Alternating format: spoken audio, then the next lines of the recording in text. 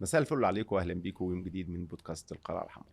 ضيفنا النهارده قناص بمعنى الكلمه، يعني بدماغه برجله اليمين الشمال ما كانتش شغاله قوي بس يلا الدنيا كانت كويسه قوي. صاحب اول قضيه ما بين الاهلي والزمالك سنه 92.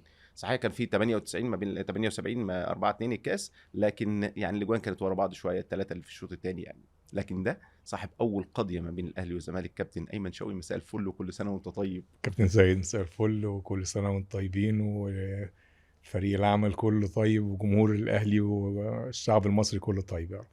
طيب قبل ما نتكلم في الاستاد لان ده حاجه معتاده بالتاكيد وبنبدا بيها، لكن خليني اقول لك على القاضيه دي. دقيقه 92 انت جايب الهدف الاول اصلا. أيوة مظبوط. اوكي، الشوط الاول 1-1، الشوط الاول 1-0، 1-0 وبعدين رضا عبد بيتعادل في الشوط الثاني، مظبوط. وبعدين في الدقيقه 92 صحيح. قنبله طاهر ابو زيد أيوة صحيح ومتابعه ايمن شوقي. صحيح. وكان يمكن المباراة ديت ليها ذكريات، يعني ما كناش في أحسن حالاتنا. صحيح. الشوط الثاني بالذات. الشوط الثاني بالذات تقريبا يعني شبه مستسلمين، مش قادرين يعني. فجات الكرة ديت واحنا عندنا يعني امل ان الكرة دي يعني نكسب بيها. كانت في الدقيقه 92 تقريبا. صحيح. كان نادي الزمالك قبلها مضيع 3-4 اجوال. وقبل الكرة ما تتشاط بالظبط كابتن اشرف قاسم وكابتن اسماعيل يوسف واحمد رمزي قالوا لي الكرة دي جول. يا والله العظيم ده حلو ده. كابتن طاهر شاطها، ردت من حسين، وانا رايح كل تفكيري ان انا احطها في الزاويه البعيده عن حسين. تانية اللي على يمينه بالظبط. يعني ده كله يعني جه في اقل من ثانيه كل التفكير دوت. فوانا رايح قلت بس لو انا عدلت ولا حاجه اخاف رجلي تفتح تطلع الكره بره، اضمنها. فقلت احطها جامده في نفس الزاويه اللي هو واقف فيها او نايم فيها، والحمد لله راحت لبست في رجلي جامد، بطن رجلي جامد، والمسافه كانت قريبه قوي، وكسبنا بالجول دوت. واحنا مش مصدقين. حتى الناس ما كانتش مصدقه تقريبا اللي في الملعب يعني، ولا بتوع الزمالك نفسهم. والحمد لله رب العالمين، كان فرحه كبيره قوي قوي قوي. وطاهر وبيشوط كوره حلوه وضاع جول. مش ممكن في الوقت القاتل طاهر ابو زيد يعيد اكتشاف نفسه ويحقق المكسب للنادي الاهلي في مشهد دراماتيكي غريب. لسه بقول لحضراتكم ان في مرحله المطبات الصعبه اهي بتشاط طاهر ابو زيد والفولو حلو، وايمن شوقي صاحب الكلمه العليا والمتحدث الرسمي ايمن شوقي لهجوم النادي الاهلي النهارده. وجودنا النهارده في الاستاد و يا رب 4 سنين بالظبط ان شاء الله ونبقى بنحلل المباراه من هنا ان شاء الله رب العالمين. انت المذيع هنجيلها دلوقتي وانا الضيف. والله متاكد من دي ولا مش عارف والله، على حسب على حسب ايه. طيب لكن التصميم بتاع الاستاد، المدينه الرياضيه اللي في الاستاد، من عيون الاهلاويه الكابتن ايمن شوقي، المشروع كله يعني مفخره.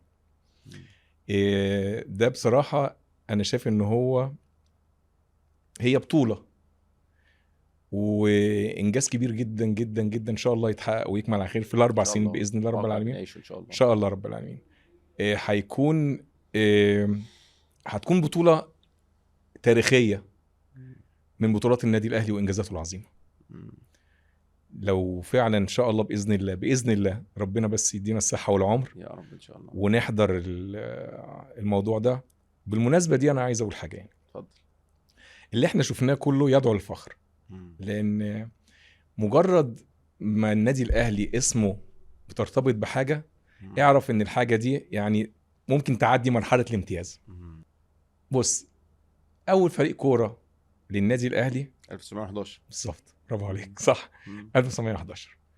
اتمنى يكون في جداريه كبيره طالما في مساحه، وتجيب اسماء اللعيبه كلها اللي بدات من 1911 حتى وقتنا هذا، وتسيب مساحات للاجيال اللي بعد كده. اتمنى حلو يعني اتمنى من ضمن الافكار لا والله فكره حلوه جدا. الفكره جات لي وطالما احنا بنقول عاشت الاسامي بالزبط.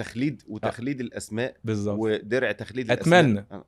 ان شاء الله الرحمن. يعني ان شاء الله رب العالمين. لا فكره هايله باذن فكرة هايلة الله يا كابتن جاب أيمن. كل اسامي اللعيبه اللي مثلت النادي الاهلي، وده فخر طبعا للي مثلوا النادي الاهلي وتخليد للاسماء دي. انت عارف ان في ناس كتير قوي، كتير جدا، وبقابلها حتى في الشارع، من اللي هي حته تكريم درع تخليد الاسماء على جدران استاد النادي الاهلي، فيهم ناس اطفال كتير جدا عايزين يعني من كتر الولد ما مرتبط بالاهلي قوي قوي، والدته او والده بيكتب الدرع التخليد ده باسمه هو. طبعا طيب. طبعا.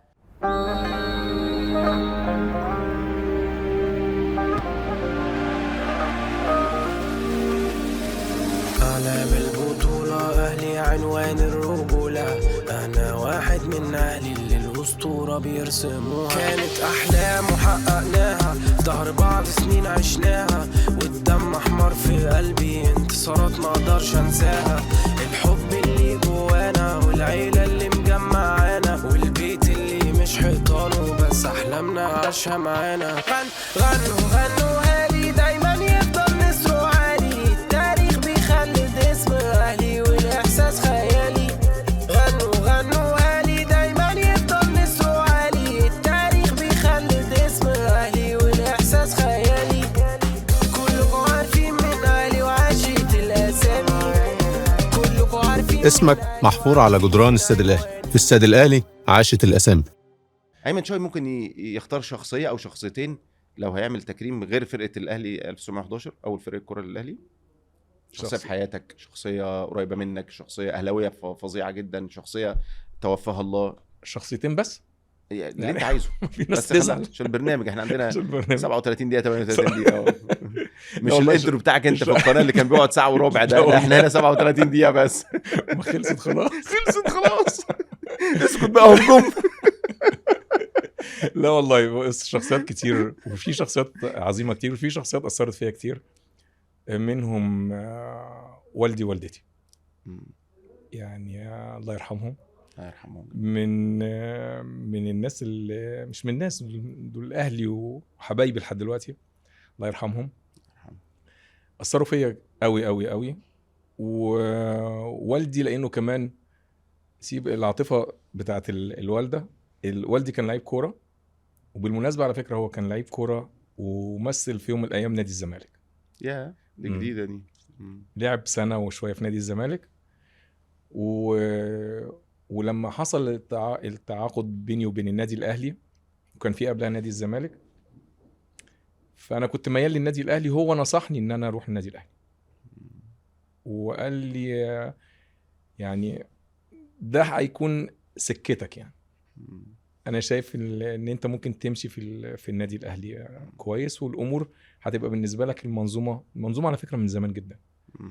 يعني انا عايز اقول لك حاجه، انا والدي كان زملكاوي جدا، زملكاوي متعصب، بس هو صمم معايا ان انا اروح النادي الاهلي. وبعد كده كان بيحضر لي كل الماتشات، بيحضر كل ماتشات النادي الاهلي في الاستاد، مع ان هو في اسكندريه بس كان بيجي مخصوص يعني. فدول الاثنين، وفي واحده ثالثه لان انا رايح البيت راجع لها مراتي واحنا في شهر الصيام، عندهم قوه يا جدع. سبحان الله. برضه انت عندك كده؟ لا بس والله طيب. اقوى؟ لا طيب وانا مراتي طيبه والله. لا طيب. بس يعني اصحاب رؤيه، خلي بالك. رؤيه والله ده بيجيبوك من الهوا. وانت طبعا رؤيه ايه؟ واحساس واحلام، شويه احلام ايوه احلام. تقوم تنام مبسوط جدا، تصحى على ربنا يخليك يا رب. الله يخليك. لا والله ده يعني حاجه نعمه من عند ربنا. بص انا هقول لك على حاجه، انا ممكن اكون عملت لمراتي حاجه كتير قوي قوي كويسه ولا وحشه؟ لا كويسه الحمد لله. بس كل ده بجد وحياة ربنا ما بحسش ابدا جزء ولو بسيط حتى من اللي هي اللي عملته. صحيح. طبعا صحيح. قناعه، المسانده، انت حياتك وخصوصا في الفتره اللي اشتغلت فيها كنتش عارف حاجه عن البيت خالص. صحيح. كده اكون مش موجود. مظبوط. هي اللي ربته، المذاكره، التربيه، الدروس، النادي، ده هدك طبعا عليك انت طبعا، يعني كبير جدا. يعني كابتن ايمن من اسكندريه اصلا. يعني بص كوكتيل كده على بعضه. قضيت عمري كله تقريبا او معظمه في اسكندريه. انما انا من مواليد المحله. ووالدي من شبرا هنا من القاهره، يعني نتقابل فين بقى؟ زوجتي من المنيا. هو كوكتيل، لان انا والدي كان بيلعب في المحله، والله يرحمه كان بيلعب معاه في نفس الفريق. كان في كابتن عادل احمد اللي هو كان مدرب الكوروما قبل كده ومدرب المحله قبل كده، وكان لعيب دولي. ووالدي كانت معرفه والدتي الله يرحمه عن طريق كابتن عادل اللي هو كان يبقى خالي الله يرحمه يعني. فاتنين كانوا بيلعبوا في المحله. والدي كان في زياره في يوم من الايام في الاسكندريه، وشاف والدتي الله يرحمها، وكانت بدايه التعارف، وابتدت بعد كده بقى الحياه بينهم بعد الزيجه يعني. بس عندك اخوات؟ عندي اخوات. عندي اخت بعديه واخين. انت اكبرهم؟ انا اكبرهم. انت مين احسن سردباك في العالم شفته في حياتك؟ في السردباك في العالم؟ لا، في كتير قوي. يعني احسن واحد فيهم. ليبرو ولا سردباك؟ لا سردباك مساك. كابتن ابراهيم يوسف طبعا. لا على مستوى العالم. مستوى العالم. في باريزي كان حلو قوي. باريزي. انا مراتي اقوى من باريزي. والله العظيم. انا الحمد لله مراتي ما بتسيبنيش في حته. الحمد لله انا جيت هنا لوحدي النهارده ان شاء الله. انا مريت ببعض الظروف المرضيه الصعبه قوي قوي قوي قوي، طبعا هتكلم فيها، بس الحمد لله مراتي يمكن يعني الحمد لله كان ليها دور كبير جدا جدا جدا بعد ربنا في تجاوز الموضوع ده. والله العظيم انا فاكر في الموضوع ده يعني طالما انت حضرتك ذكرته، يعني انا وحضرتك ما كناش بنتكلم كتير قوي. بعدين انا جبت تليفونك فكلمتك. كلمتني مظبوط. فلقيت حد يعني برضو قوي. مرحله مرضيه كانت صعبه، بس الحقيقه كنت ثابت جدا يعني. بحييك عليها والله.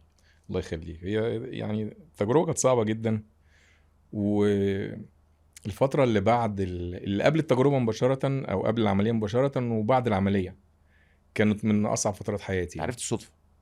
عرفت الصدفه. كنت بلعب كوره مع جماعه زمايلي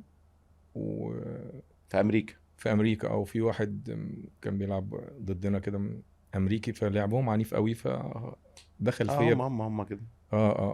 دخل فيا بركبته في جنبي. اوكي. بس فتعبت يعني، وقعت في الارض ما كملتش. ودوني على البيت فلقيت نزيف دم. فزوجتي حتى قالت لي ممكن يكون من الخبطة، ممكن يكون حصوة، حاجات كده يعني. تاني يوم لسه النزيف شغال، رحت للدكتور والدكتور قال لي اعمل بعض الاشعاعات يعني. هناك مفيش عاطفة يعني. رحت عملت الاشعاعات اللي هي اللي على الجهاز. قالت لي بعد ما خلصت، قالت لي بقول لك ايه بجد كده. ايوه. قالت لي ما تتحركش من هنا لحد ما اجيب الدكتور المختص واجي لك. قلت لها طب في؟ قالت لي مفيش حاجه. بتكلمني بكل عنف كده. فكهربتني. كهربتني. فجي الدكتور المختص فقال لي ممكن بس تقعد معانا شويه، هنعمل اشعه تانية. طب في ايه؟ قال لي لا مفيش حاجه، انا شاكك في كانسر. على طول كده. قلت له ازاي؟ قال لي انا بقول لك شاكك في كانسر، ممكن تقعد معانا وبعدين كمان شويه تخش. كانت زوجتي كانت معايا، طلعت قلت لها حاولت تتمسك لكن طبعا مش باين، وانا طبعا يعني مش شايف قدامي. بس بعد كده دخلنا وعمل الاشعه اللي هو عايزها. فقلت له ايه الاخبار؟ قال لي هتعرف الاخبار لما نبعت الريبورت على الدكتوره بتاعتك اللي هي محولاك. رحت بعد كده للدكتوره تاني يوم. لا ما رحتش، هي كلمتني تاني يوم. قلت لي الحمد لله كل حاجه كويسه، بس انا حجزت لك عند دكتور متخصص في الحاله ديت. وانا ما جاش في بالي خالص طب انت حجزتي لي ليه؟ انا ما جاش في بالي يعني، بس هي طمنتني قوي وانا استريحت نفسيا بعد ما كنت يعني مرعوب. وقالت لي حجزت لك عند دكتور وبكره الساعه 7:30 الصبح. قلت لها طيب ماشي اوكي يعني كل حاجه كويسه. قالت لي لا كل حاجه كويسه، اطمن مفيش حاجه خالص. وكان ساعتها الدم اتوقف فانا استريحت. فروحت للدكتور تاني يوم الصبح دوت. كان معايا زوجتي وابني كبير. فالدكتور قعد بيبص في الورق كده وبتاع. تمام كله تمام. طيب الحاله كويسه الحمد لله، هنشيل الكليه اليمين والامور هتمشي كويس بعد كده. فبقول له كليه ايه اللي حضرتك اللي بنشيلها؟ الدكتوره قالت لي كل حاجه كويسه. فقال لي ازاي كل حاجه كويسه؟ اهو انت عندك ورم في الكليه اليوم، هتتشال لان الورم كبير في جوه الكليه، هتتشال وان شاء الله هتعيش كويس. في ناس كتير جدا عايشه بكليه واحده. قلت له طيب ماشي شكرا. طبعا كلنا منهارين. طبعا. طلعنا بره، كلمت واحد دكتور زميلي صاحبي في امريكا، قال لي طب ما تقلقش احنا ايه هنشوف دكتور متخصص يعني اللي في الحالات ديت يعني. رحنا له، كان صعبه، كان في واشنطن في العاصمه، فكان صعب حتى الحجز عنده كان بعد مده. وقال لي لا نروح له بعد بكره. رحنا بعد بكره فعلا زي ما هو قال في التوقيت دوت. حط الاشعه على المونيتور، وبعدين دكتور زميلي بقى قاعد جنبي كده، والدكتور قاعد على مكتبه وانا قاعد كده وبص مش عارف حاجه، مش فاهم حاجه طبعا. فالدكتور زميلي دوت قال للدكتور بتاع العمليات ده، قال له هيعملها فورا. فانا بقول له ايه اللي هيعملها فورا؟ هعمل ايه فورا؟ قال لي كليه لازم تستأصل فورا. بس الحمد لله رب العالمين الامور مشيت. هي شلت الموضوع الحمد لله. شلت الكليه والحمد لله ما كانش فيه اي يعني اي توابع الحمد لله. فما خدتش اي جلسات. المشكله كانت مشكله نفسيه، ودي يعني زوجتي ربنا يديها الصحه والعمر هي اللي وقفت جنبي في الفتره دي تقريبا قعدت معايا 2 سنين. يعني تقريبا ما بنامش غير حاجه بسيطه، افضل صاحي وبفكر في اللي هيحصل بعد كده. بعدها مباشره جات لي جلطه في القلب والمخ. تفكير بقى. لولا يعني ربنا طبعا. والمحيطين بيك اللي هم بيحاولوا ان هم مش يزرعوا فيك الامل، ان هم يحسسوك ان مفيش حاجه، ان اللي جاي هيبقى احسن ان شاء الله رب العالمين. ودي زوجتي عملتها كويس قوي قوي قوي قوي. طب احنا بقى دخلنا في المود ده ليه؟ خلينا نرجع في البدايه بتاعتك. نرجع. ايمن شوقي اسكندريه، كروم، وهدف في الاهلي في 5-2 مظبوط. وبعدين بينتقل للاهلي 5 اهداف في الزمالك تقريبا 4 أهداف في 4 ماتشات. في 4 ماتشات. تمام. انا لعبتهم يعني. ال4 ماتشات ب4 اهداف. عايز تقول حاجه في المرحله دي؟ بص انا جيت الاهلي 84 من الكروم وانا عندي 21 سنه. كنت هداف الدوري ساعتها. اوكي. وقضيت في النادي الاهلي 12 سنه 11 موسم، من اجمل ايام عمري، من احلى ايام عمري، وانا بدوس على دي قوي. نادي الزمالك نادي كبير، انما ال 12 سنه 11 موسم اللي انا قضيتهم في النادي الاهلي ما يتنسوش ابدا من حياتي. حتى انا انا عايز اقول برضو حاجه للعيبه اليومين دول بتحسبها ماديا. يعني انت ممكن تكسب كتير بس هتخسر اكتر لو سبت النادي الاهلي. لو عندك الفرصه انك تكمل في النادي الاهلي وجات لك فرصه بره بزياده ماديه اكتر، هتكسب فلوس بس هتخسر اكتر من الفلوس. طبعا انا قضيت في نادي الكروم تقريبا سنه وشويه او 2 سنين، لان انا لعبت متاخر، لان والدي ما كانش بيحب ان انا يعني اهمل الدراسه. يعني انت لعبت 17-18 سنه؟ انا لعبت الفريق تحت 18 سنه. ده صعب جدا دلوقتي. وكان ده صعب جدا يحصل دلوقتي. هربت كمان من البيت. يعني ساعتها كان ابن خالي بيلعب في الكروم، وقال لي تعالى اختبارات يعني كده. ما كانش اختبارات، كان المدرب يشوفني يعني. فرحت وانا فاكر حتى ساعتها ان انا ما كنتش كويس يعني في تمرينه باين تقريبا.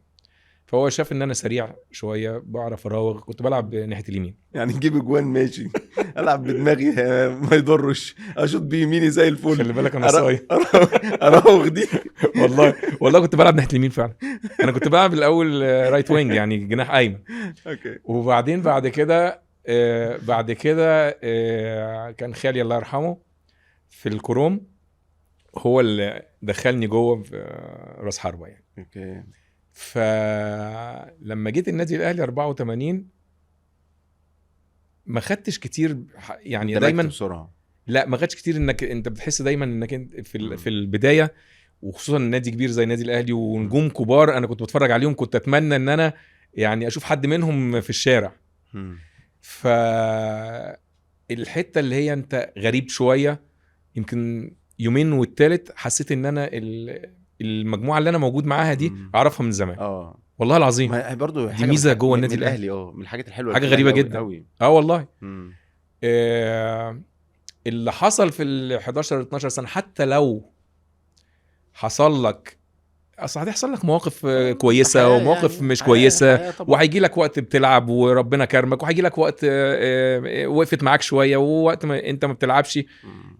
ولكن وجودك داخل النادي الاهلي نعمه من نعم ربنا صحيح. علينا. مم. طيب عايز انط شويه سنين كده. مم. ايمن شوقي في امريكا، يعني برضو قرار يعني فوجئنا بيه كلنا. صحيح. يعني واحد من وسطينا بيلعب معانا فجأة بقى في أمريكا، وسائل الاتصال مش سهلة خالص، انقطعت الأخبار فترة بعيد شوية. أنت عارف والله وانا سبب ده؟ فوجئت انا كمان. لا والله. والله العظيم. هي دي جت ازاي بقى؟ جت صدفه. انا سافرت سنه 94 عشان اشوف كاس العالم في امريكا. اوكي. كنت انا وزوجتي والولاد. فالمهم الشعب الامريكي مش مهتم قوي بالكره القدم في وقتها صحيح. فكل ما اسال حد يقول لي والله ما عارفين، احنا مش عارفين، لحد ما قابلت واحد اسباني وجاب لي مواعيد الماتشات والاستادات يعني. مين اللي بيذيع؟ هي قناه اسباني اللي بتذيع، وقناه امريكيه واحده بس هي اللي بتذيع كاس العالم. رحت وقابلت كان خال مراتي هناك، فهو في ولايه معينه، قال تعالوا زوروني وبتاع. وبعدين قال لي ما ايه رايك تيجي هنا؟ قلت له اجي هنا فين؟ قال لي تيجي تلعب كوره هنا. قلت له العب كوره فين؟ ده انا بلعب في النادي الاهلي، يعني في اعظم نادي في افريقيا. فقال لي طب بعد كده يعني لما تيجي تحس انك مبطل او هتبطل او بتاع، طب بقول لك اديني بياناتك كده. فانا من 2001 ل 2020 وانا في الاكاديميه السعوديه. وبعدين جات لي مكالمه بقى. جات لك ايه؟ جات لي مكالمه اوكي للعوده مره اخرى بحاجه مرتبطه باسم النادي الاهلي، قناه النادي الاهلي. مين بقى المكالمه؟ جات لي مكالمه من الاستاذ جمال جبر. اوكي. والكابتن علي عبد الصادق. استاذ جمال جبر مدير مركز اعلامي. بالظبط. تمام بالظبط. وكابتن علي عبد الصادق كان في لجنه كان الكرة؟ ساعتها لا، كان ساعتها هو بره. اوكي. كان 2020. اوكي. وبيسالوني اذا كنت حابب ان انا يعني ارجع على النادي الاهلي. يعني ما استوعبتش في البدايه ارجع النادي الاهلي ايه. يعني انا مش هرجع لعيب اكيد. طب هرجع ايه بالظبط؟ فكلمني بقى صراحه الاستاذ جمال جبر وقال لي هترجع على قناه النادي الاهلي. كانت في الفتره دي في راحه شويه، هترجع القناه باسلوب وتطوير جديد يعني. فقلت له ماشي، بس يعني هرجع ايه؟ قال لي مش هينفع الكلام في التليفون، ما تنزل. نزلت والحمد لله وفقت، وفرحت قوي كاني عارف، كاني اول ما وقعت النادي الاهلي زمان وانا صغير عندي 20 بالظبط، يعني حسيت نفس الاحساس. يعني عوده للنادي الاهلي مرتبط باسم النادي الاهلي، فرح يعني كبير قوي قوي قوي، زي ما يكون عيل صغير فرحان بالعيد.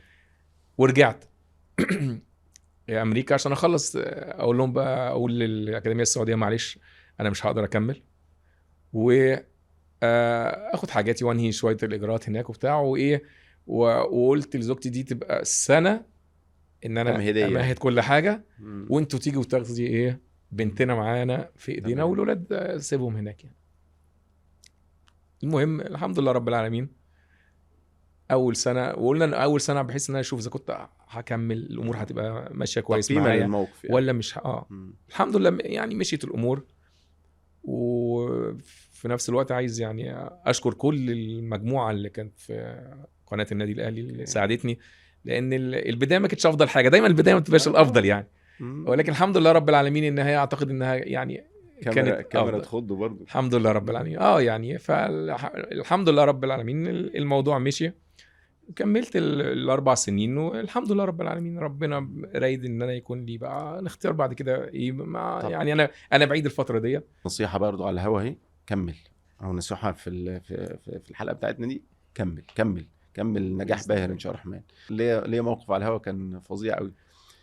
برضو كنت شغال في قناه الاهلي، تمام، وبعدين بقى ايه فاتح صدري قوي يا كابتن ايمن، وايه الدنيا معايا، وما اقول لكم ايه محدش يختبر صبرنا وانا مش هنسكت وانا مش عارف ايه، وحياة ربنا شمشون الجبار بقى، عارف اللي هو يعني ايه، عارف انت عنتر ولبلب اللي هو أيوة. لوحده كان بيد واحده اقول له الحديد ده، وفجاه لقيت صويت وصريخ ورايا على طول كده. لكن ده بتتحرق صح؟ لا واحد اقول لك بقى الصوت إيه؟ خضني جدا إيه؟ جدا، وانا بقى بص بقى قمه الشجاعه اللي انا فيها دي، فربنا اداني ثبات انفعالي يعني مش عارف جالي منين وحياة ربنا، بس انا جوه مخضوض، صوت فظيع، صوت يخوف. تمام، فقلت طب نطلع فاصل. أيوة. تمام، لما اشوف في ايه انا قلت اللي انا بقوله للناس طلع دلوقتي عليا ولا إيه؟ طلع ايه، واحد يا عيني كانوا الديكورات لسه جديده، فهو شغال من الصبح فنام، وزمايله، واحنا دخلنا على الهوا على طول، زمايله كان بس تجريبي ساعتها يعني، فزمايله سابوه نايم، فمن كتر ما هو تعبان بيحلم بكابوس عليا انا حلم بكابوس عليا انا ناقصاك يا اخوي. كابتن ايمن، ماتش تتمنى تشوفه في استاد الاهلي؟ اتمنى يعني احضر افتتاح. يعني اتمنى ربنا بص خلي بالك ده حلم قديم على فكره، حلم لينا كلنا ان يبقى لينا استاد خاص. الحمد لله رب العالمين ان جه في الوقت دوت، وجه على فتره من احسن الفترات طول عمر فترات نادي الاهلي حلوه قوي، بس من احسن الفترات اللي بتعيشها جماهير النادي الاهلي، ومن انجازات كتير جدا حققها المجلس الحالي. اتمنى ان بعد 4 سنين فعلا احضر اول مباراه تكون على مع بعض استاد النادي، يا رب ان شاء الله رب العالمين. مين بقى الخصم بقى في قضيه ثالثه بقى، تبقى في قضيه ثالثه هنا ان شاء الله، ايمن شوقي وقفشه، يبقى مين الثالث؟ يبقى مين تفتكر الثالث؟ حد بقى من مواليد 2008 ولا 2007 بقى ان شاء الله، خفه دمك المعهوده بقى، كواليس عندك كده شويه يعني. عندي موقف مع كابتن اسامه عرابي. موقف كابتن اسامه عرابي، اصل كابتن اسامه عرابي كان شويت ليه مميزات وليه عيوب عادي زي ما كل اللعيبه يعني، كلنا كده يعني طبعا. فهو يعني كان يعيبه حته التسديد. ده عمل لك كروس يا راجل في ماتش 2-1 ده بتاع ماتش الزمالك، نموذج، هو نازل من مطار القاهره على الراس بس هو كان مميز في الحته دي، خدتها ايه من تحت لفوق كده، فظيع. وهو ربنا وفقني فيها لانها راحت في الحته اللي انا عايزها الحمد لله رب العالمين. كنا بنلعب المقاولين كويس، وبعدين اسامه شط واحده وحشه ضعيفه قوي، ما كلمتوش فيها خالص يعني، فايه التانية راح جابها عاملها برضو واحده جامده، راحت عارف ايه، لو الجول سابها اقسم بالله هتقف قبل خط الجول فالجول وقفها بصوابعه، فانا بقى متضايق لان انا كنت جنبه كان ممكن يديني الكوره، فرجع له بيبص لي وببص له، قلت له بقول لك يا قص، قال لي يا ايمن، قلت له خلي بالك المره الجايه عشان الواد ايده وجعته قال لي واد مين؟ قلت له الجول، فبص لي كده عارف اللي عايز يشتم ومش قادر يشتم، هو فوجئ بان انا بقول له كده في الماتش شغال. طب انت فاكر مش رحنا في ماتش 2-1 بتاع المحله؟ فاكر شوبير الجول كده جاب جول في نفسه، جاب جول حلو قوي، بس ما يجيبوش مثلا المشائي اللي هو راس حربة المحل، كان خالد عيد وعبد العظيم الشورى، فرقه جامده قوي، فرقه جامده. الكوره جت وميشو اسم الدلع بتاع مشير راح عليشه وراحت في حته صعبه جدا في الجول، شوبير كده صعبه جدا. ايوه، فايه خلاص بقى احنا متنشنين وخسرانين، وبعدين تاني يوم اجتماع، فاحنا عايزين بقى، احنا عارفين ان احنا هنتقطع، فايه عايز اخفف شويه. انا ما لعبش الماتش ده، انا كنت بتفرج بره، كنت مصاب، بقول لك يا ميشو، هو انا شفت الجون، انت مش كنت اخر واحد في الملعب ووراك هو جايب جون في نفسه يعني. فقال لي والله العظيم يا كابتن. قلت له طب يا ابني مش انت اللي جبت الجول؟ قال لي بس مش قصدي يا كابتن. قلت له طيب ايوه، والكوره راحت في حته صعبه قوي يا ميشو بصراحه، بس عارف معناها ايه ان انت اخر واحد في الملعب وتجيب جول؟ قال لي يا كابتن. فقلت له يعني انت كنت اوفسايد يا ميشو يعني الجول ما تحسبش. بص لي كده هو مش فاهم اللي انا بقوله. يا رب الحلقه دي، يا رب الحلقه دي تتحسب. كابتن هيمن كل سنه وانت طيب. وانت بالصحه والسلامه يا كابتن سيد، وسعيد جدا جدا جدا وانا كمان والله. يعني بص انا ما بطلعش بقالي 7-8 شهور، بس اول ما كلموني حبيبي يا كابتن هيمن وقالوا لي اقسم بالله يعني ما ترددتش يعني 5 ثواني بس. حبيبي. وسعيد جدا بالتواجد في وسط المجموعه الحلوه ديت، وسعيد بالتواجد في بدايه انجاز جديد وبطوله جديده للنادي الاهلي. اتمنى ان شاء الله باذن الله رب العالمين نحضر باذن الله افتتاح المشروع دوت والانجاز العظيم ده. تحياتي ليك ولاسرتك، سواء كانت الزوجه اللي واقفه معاك بشكل كبير بغض النظر عن التهريج طبعا، لكن في النهايه بنتكلم على حقيقه، ودي والمصحف ما كان تهريج وهي حقيقه. يا عم في الحلقه دي يا عم. كل سنه وانتم طيبين، اشوفكم بكره.